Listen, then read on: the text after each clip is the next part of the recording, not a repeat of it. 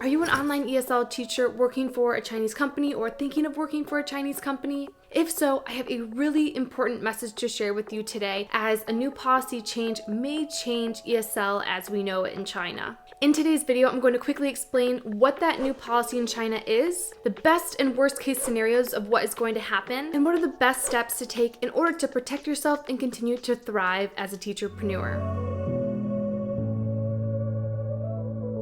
So what is happening to ESL in China?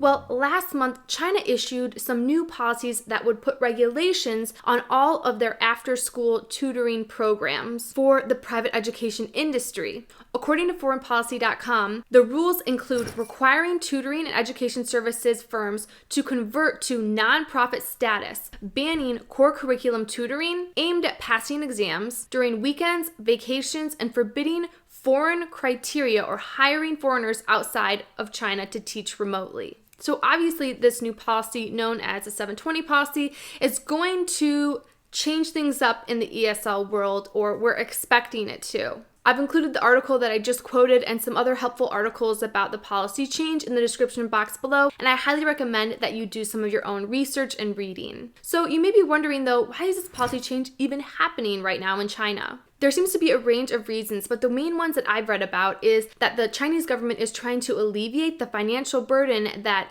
extra after-school programs and tutoring have put on parents, and the government is trying to make it easier for parents to have more kids. I also read that it's to help alleviate some of the academic burden that are placed on Chinese students. For me personally, I've actually seen this. I've had 6-year-olds falling asleep in a 9 o'clock English class that I'm teaching, where parents are still having their kids have lessons even late at night. So that's something I've seen firsthand, and I know probably maybe if you're an ESL teacher, you have as well. I read a great article by Minji Xu on LinkedIn. She was also on Tim of the Online Teacher Dude's YouTube channel, so definitely check that out, and I'll put her article down below. But she gives the worst case, best case, and kind of middle ground scenarios, and I found those really, really helpful. So with all these changes, we're not sure what exactly it's going to look like, but she was saying the worst case scenario is that all online ESL companies that are based in China, like VIP Kid, GoGo Kid, they disappear, they go away, they get banned. Best case scenario is that these companies aren't affected by the policy changes and they stick around.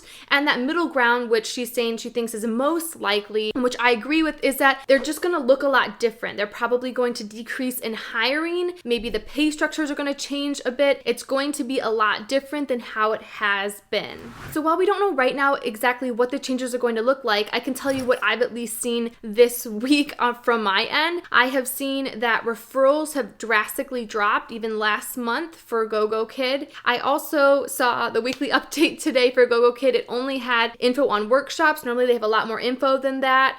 There wasn't a lot of information. There's been no information on any policy changes. I have heard that Zebra English has stopped hiring altogether. They sent an email to all their teachers saying that because of the new policy changes, they're actually no longer hiring teachers. I've heard that the application process for a lot of companies is drastically down. So maybe companies haven't come out and said it like Zebra English. It seems like a lot of these companies are having hiring freezes or something kind of like that, or they're really slowing down hiring because they're not sure what is happening with this new policy change. I know that recently Palfish has drastically altered their pay structure, and I heard about layoffs with a lot of companies in China. So a lot of things are happening, and there isn't a lot of information for independent contractor teachers right now.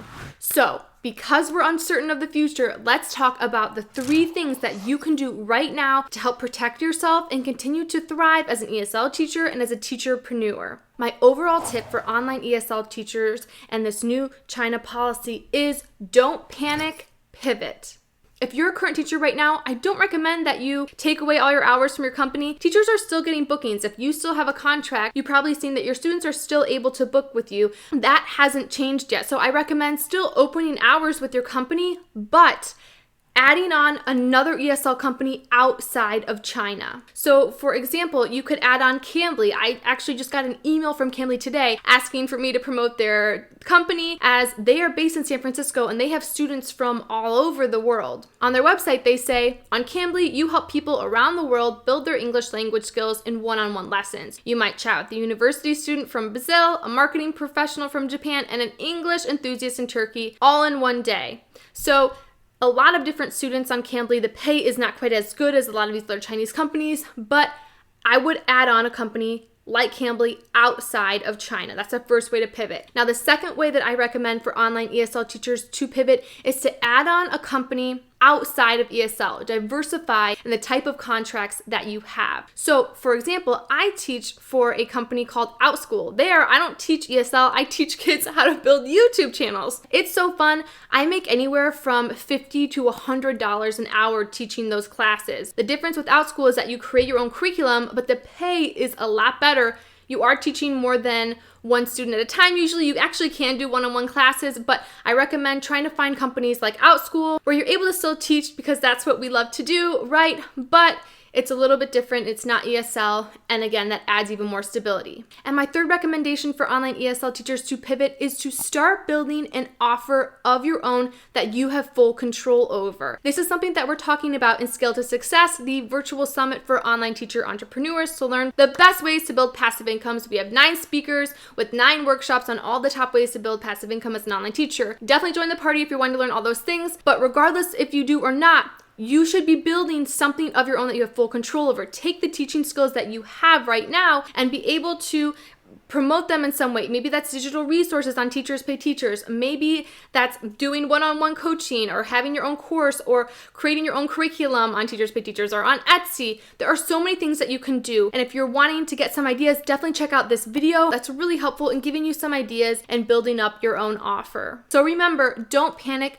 Pivot. We don't know exactly what's going to happen right now, but if you can do these 3 things, if you can add on an ESL company outside of China, add on and diversifying the type of contracts that you have with the company like OutSchool, and start building your own offer, that's going to really help set you up to have more stability and even more success in your ESL journey. And as a teacher entrepreneur, really, it's all going to be okay. I always recommend to don't believe anything until you actually see it, right? So we still don't know what's happening. I just wanted to give an overview of what I know and what I'm seeing. That way you can best prepare yourself to be set up for success and aren't blindsided if things do drastically change. Was this video helpful for you? If it was helpful for you, it's so helpful for me if you can give it a thumbs up. Make sure to subscribe. And while you wait for next week's video, be sure to check out these other videos, and I'll see you next time.